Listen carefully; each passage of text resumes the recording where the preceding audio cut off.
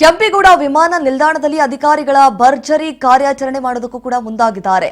ಭಾರಿ ಪ್ರಮಾಣದ ಅಕ್ರಮ ಹೈಡ್ರೋಫೋನಿಕ್ ಗಾಂಜಾ ವಶಕ್ಕೆ ಪಡೆಯಲಾಗಿದೆ. ಬ್ಯಾಂಕಾಕ್ನಿಂದ ಬೆಂಗಳೂರಿಗೆ ಸಾಗಿಸ್ತಾ ಇದ್ದಂತಹ ಆರೋಪಿಗಳು ಪೊಲೀಸರ ಅತಿಥಿಯಾಗಿದ್ದಾರೆ. 8 ಕೋಟಿ ಮೌಲ್ಯದ 26 ಕೆಜಿ ಹೈಡ್ರೋಫೋನಿಕ್ ಗಾಂಜಾ ಜಪ್ತಿ ಮಾಡಿಕೊಂಡಿದ್ದಾರೆ. ಪ್ರತ್ಯೇಕ 3 ಪ್ರಕರಣಗಳಲ್ಲಿ ಗಾಂಜಾ ಸೀಸ್ ಮಾಡಿದ್ದಾರೆ ಅಧಿಕಾರಿಗಳು.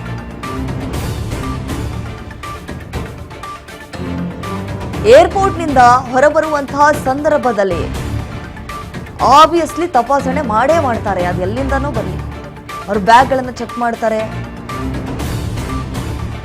ತಪಾಸಣೆ ಮಾಡುವಂತಹ ಸಂದರ್ಭದಲ್ಲಿ ಈ ಹೈಡ್ರೋಫೋನಿಕ್ ಅನ್ನುವಂತಹ ಗಾಂಜಾ ಬ್ಯಾಂಕಾಕ್ನಿಂದ ಬೆಂಗಳೂರಿಗೆ ಸಾಗಾಟ ಮಾಡಲಾಗ್ತಾ ಇದೆ.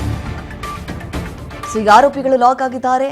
ಆರೋಪಿಗಳ ಮೇಲೆ NDPS ಕಾಯ್ದೆ ಅಡಿ ಪ್ರಕರಣವನ್ನು ದಾಖಲಿಸಿಕೊಂಡು ತನಿಖೆಯನ್ನು ಮುಂದುವರಿಸಿದ್ದಾರೆ. ಅಂದರೆ ಏನು ಈ ಗಾಂಜಾನ ತರ್ತಿದಾರಲ್ಲ, ಅದನ್ನು ಎಲ್ಲಿಗೆ ಸೇಲ್ ಮಾಡೋದಕ್ಕೆ ಹೊರಟಿದ್ರು, ಯಾರು ಕೇಳಿದ್ರು, ಇವೆಲ್ಲವೂ ಕೂಡ ಪ್ರಕರಣದಲ್ಲಿ ಅಂದರೆ ಪ್ರಶ್ನೆಗಳನ್ನು ಮುಂದಿಡ್ತಾರೆ ಆರೋಪಿಗಳ ಮುಂದೆ.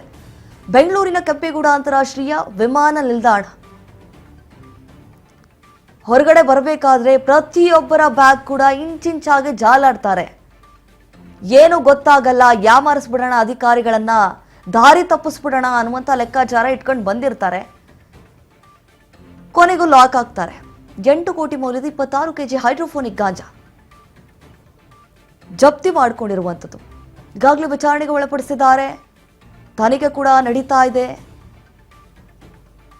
ಅದನ್ನ ಇಲ್ಲಿ ಯಾರಿಗೆಲ್ಲ ಸಾಗಾಟ ಮಾಡ್ತಾ ಇದ್ರು, ಸಾಗಿಸ್ತಾ ಇದ್ರು, ಯಾರು ಕೇಳಿದ್ರು ಈ ರೀತಿಯಾಗಿ ತಗೊಂಡು ಬರೋದಕ್ಕಂತ ಹೇಳಿ,